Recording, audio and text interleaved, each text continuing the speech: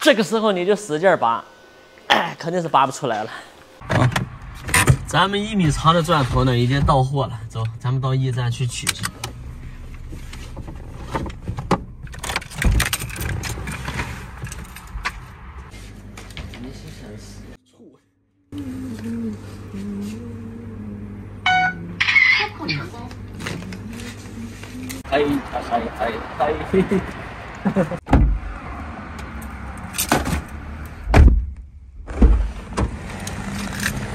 哎，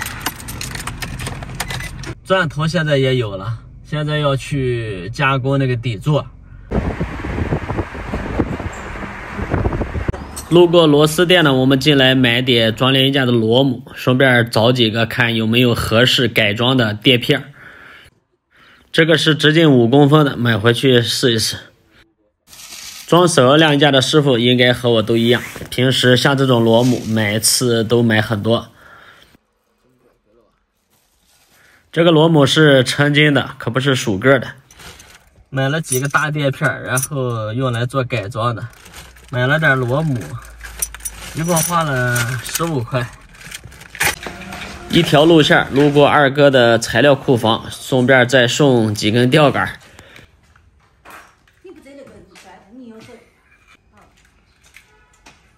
太长了，车里放不下，只能从中间给它折断。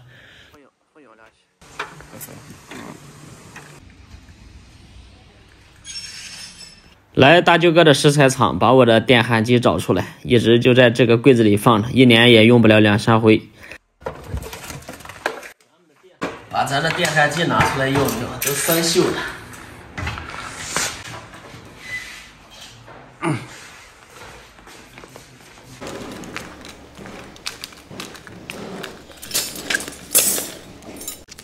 先看一下咱们这个钻头，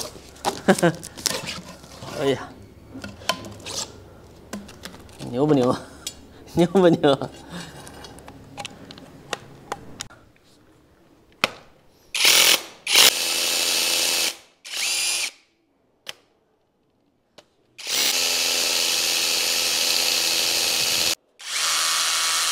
好，能解决了问题了。刚才买了4个垫片，就要这个4个垫片做一个改装底座。给这儿焊一个螺母，3个、4个、5个。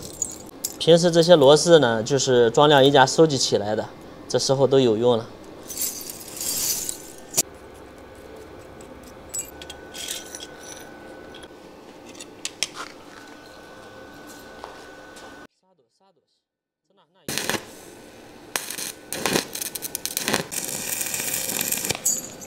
从这个地方焊2个螺丝，但是我忘了晾衣架底座的孔距是多少了，应该是4厘米，就按4厘米来做吧。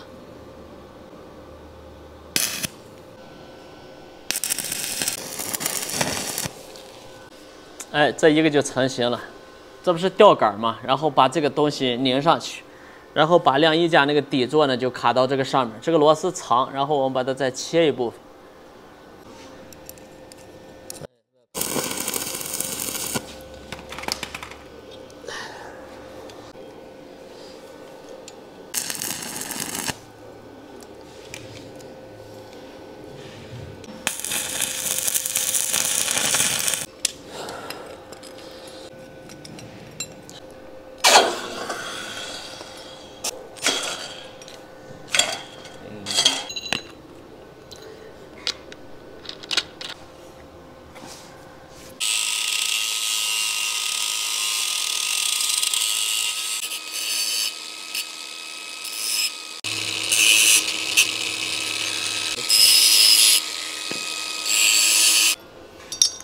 这样我们4个转换底座就做好了。转换底座主要的作用是啥呢？客户家里面本来是原计划是打8根吊杆，最后我考虑了一下，那么深的吊顶打6毫米的吊杆那么软，我怕是不好固定，最后就改变一下策略，咱们直接打8毫米的吊杆，只打1根，然后4个底座我们打4个就够了。但是必须得有这一个转换底座，才能固定那个晾衣架的滑轮。我们要用到8个的套管，8个的螺母，还有一个8个的加长吊杆。咱们组装起来，然后就是模拟一下这个，还原一下这个现场的情况。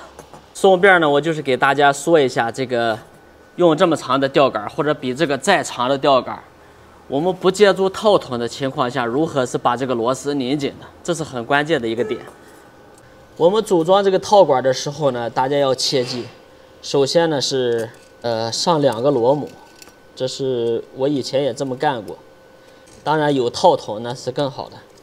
然后把这个套管装上去，套管一定要看清楚，别装反了。上面是有开口的，是装在末端，然后把这个撑头装上。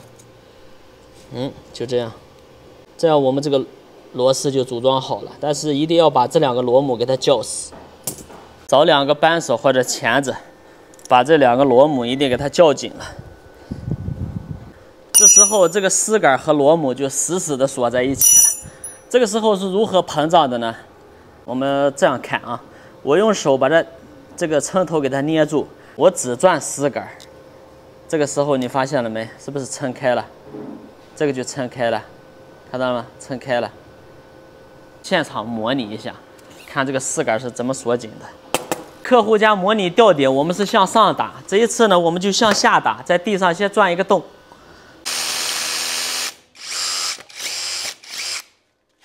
然后我们把这个丝杆呢对着这个孔砸进去。我们丝杆已经砸到孔里面了，但是我们没有加长套筒。要把这个丝杆锁紧呢，我们只能采取另一个方法，对吧？我们可以借助一把钳子，然后夹住丝杆旋转。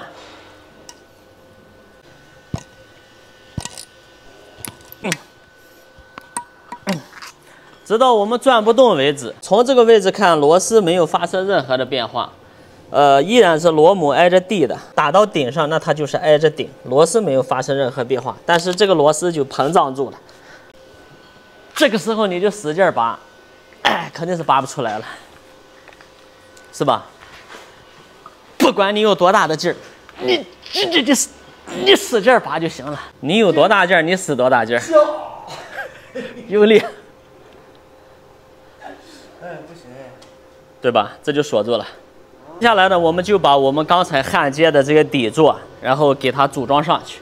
丝杆上呢，先拧一个螺母，再看我们刚才焊接的这个转换器，在这个垫片的上面呢，我们焊了一个螺母，然后螺母呢就拧到这个丝杆上，这就相当于上下2个螺母，这个螺母同时也可以绞死。哎呀！如果我拿个晾衣架的那个滑轮底座就好了，刚好车上也没有。大家应该已经明白是个什么意思了，对吧？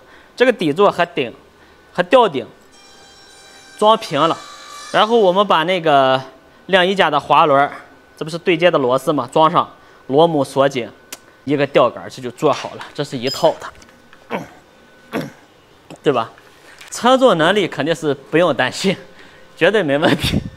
突发感想啊，很多人可能有这样的套筒，或者很多人就是有那个小的套筒，就是我们干活用的那种小套筒。你也可以弄一节那个 PPR 管，塑料的 PPR 管，然后把它加热，给它融在一起，就像我们平时装晾衣架，要多长做多长，我觉得这个也可以实现，你觉得呢？把这电焊渣子敲掉。刚才在石材厂里面找到一桶制喷漆，这颜值是不是立马就上来了？马上就去给它装那个晾衣架，期待我的下一个作品。